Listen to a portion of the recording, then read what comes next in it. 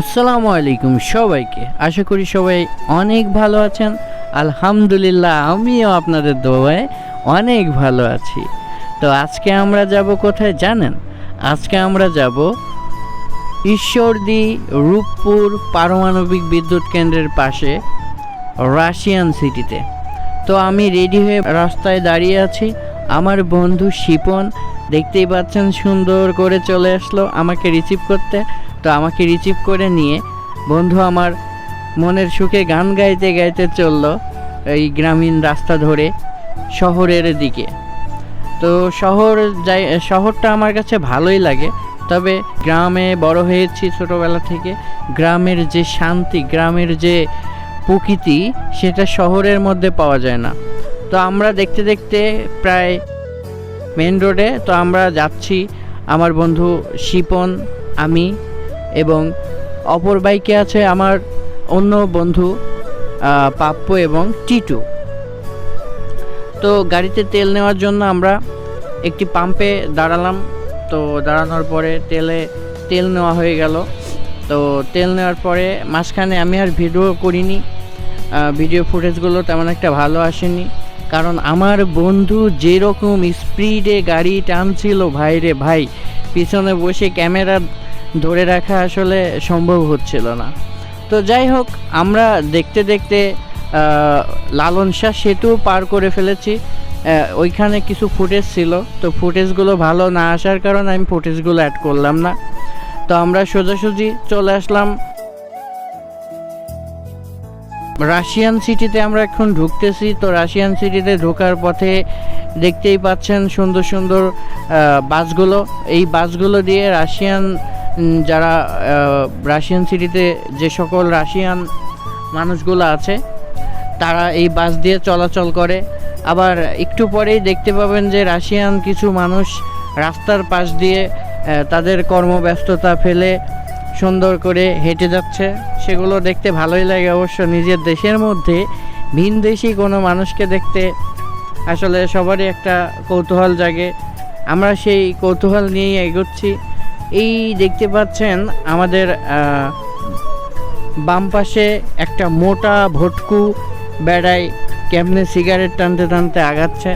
তো আমি ওটা আপনাকে দেখানোর চেষ্টা করলাম, যেহেতু গাড়ির স্পিড একটু বেশি ছিল সেহেতু ভালো করে দেখাইতে পারলাম না। তো যাই হোক, আমরা এগিয়ে চলেছি রাশিয়ান সিটির মেইন গেটের সামনে।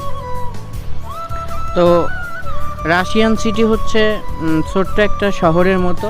সেখানে রাশিয়ান ছেলে মেয়ে, রাশিয়ান পুরুষ মহিলা সবাই আছে।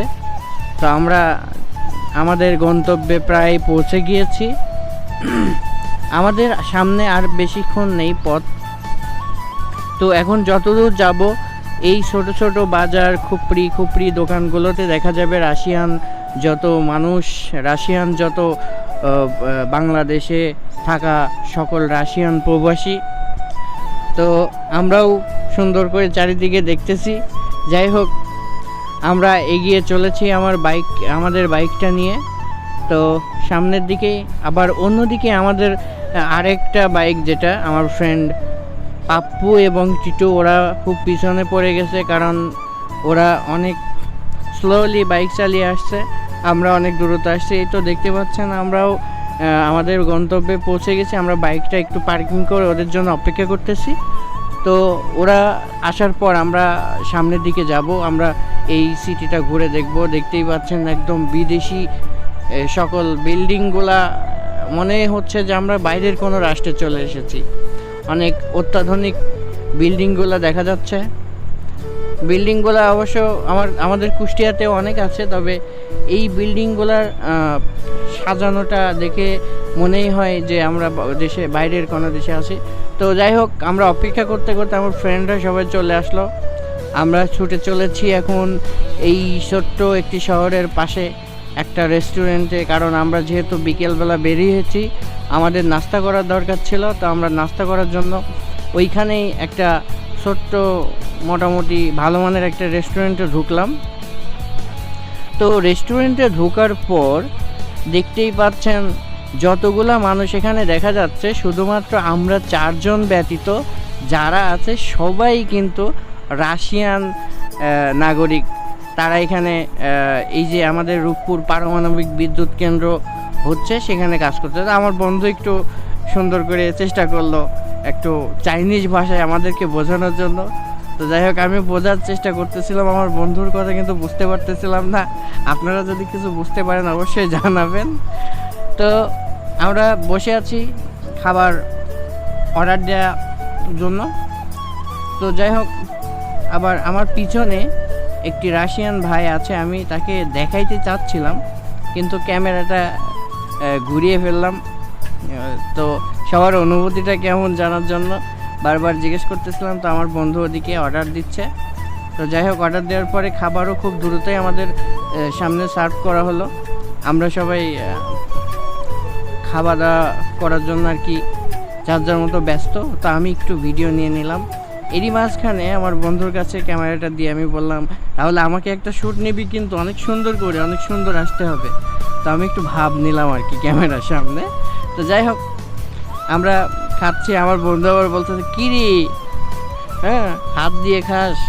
তো যাই হোক, চাইনিজ খাবার, গরিব মানুষ।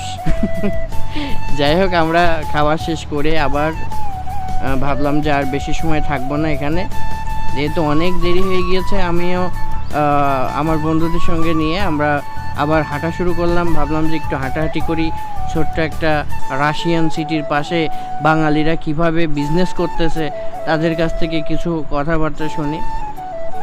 তো আমরা হেঁটে চলেছি। হাঁটতে হাঁটতে আমার অবশ্য ভালোই লাগছিল। তো দেখতেছি চারিদিকে অন্ধকার হয়ে গেছে, সেজন্য তেমন একটা ফুটেজগুলো ভালো আসে নাই। চেষ্টা করতেছি ভালো ফুটেজ নেওয়ার জন্য, আমার বন্ধুদেরকেও। তারপর আমরা হাঁটতেছি, দেখতেছি শহরের মধ্যে কারা আছে, সব অপরিচিত বিদেশি। তো যাই হোক, সব কিছু শেষ করে, ঘোরাঘুরি শেষ করে আমরা আবার বাড়ির দিকে রওনা দিলাম। তো অনেক লেট হয়ে গিয়েছিল বাসার দিকে ফিরতে ফিরতে। তার উপরে অনেক রাস্তায় অনেক ধুলাবালি, যেটা চোখে মুখে কানে গিয়ে খুবই বিরক্ত লাগতেছিল।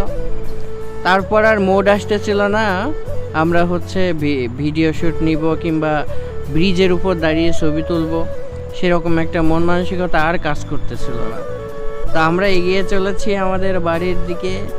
তো আরেকবার আপনাদেরকে দেখাই রাতের রাশিয়া সিটি দেখতে কেমন লাগে। ভালোই লাগছিল। তারপর আমরা রাশিয়া সিটি থেকে বেরিয়ে এসে রূপপুর পারমাণবিক বিদ্যুৎ কেন্দ্রের যারা শ্রমিক আছে, যারা সকাল থেকে সন্ধ্যা পর্যন্ত শিফট হিসেবে কাজ করে, কেউ সন্ধ্যা থেকে রাত পর্যন্ত, ভোর রাত পর্যন্ত কাজ করে। তো এগুলো দেখতে দেখতে আমরা আগাচ্ছি। ভালোই লাগছে, তারা সারিবদ্ধভাবে সুন্দর করে তাদের ইউনিফর্ম পরে রাস্তার পাশ দিয়ে সারিবদ্ধভাবে কেউ ডিউটি শেষ করে বাসার দিকে যাচ্ছে, আবার কেউ ডিউটি করার জন্য ঢুকতেছে। তো সেগুলোই দেখতেছিলাম আর কি। দেখতে দেখতেই অনেক সময় আমাদের চলে গেল। তো আমরা এখন বাসার দিকে ফিরবো। আর বেশি একটা ভিডিও লম্বা করব না, কারণ বেশি লম্বা করলে ভিডিওটা দেখতেও আপনাদের বিরক্ত লাগবে। তো যাই হোক, ভিডিওটি কেমন লেগেছে অবশ্যই আপনারা কমেন্ট করে জানাবেন। যদি ভিডিওটি আপনাদের কাছে ভালো লাগে অবশ্যই লাইক, কমেন্ট অ্যান্ড শেয়ার করবেন, এবং আমার এই নতুন ছোট্ট পেজটি ফলো দিতে অবশ্যই ভুলবেন না। সবাইকে আবার হৃদয়ের অন্তঃস্থল থেকে জানাই সালাম, আসসালামু আলাইকুম।